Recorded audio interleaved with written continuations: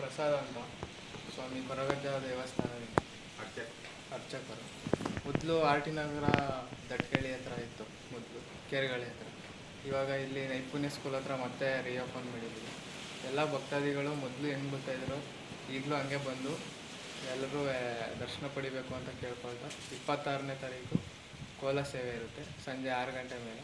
ಎಲ್ಲರೂ ಬರಬೇಕು ಅಂತ ಕೇಳ್ಕೊಳ್ತೀವಿ.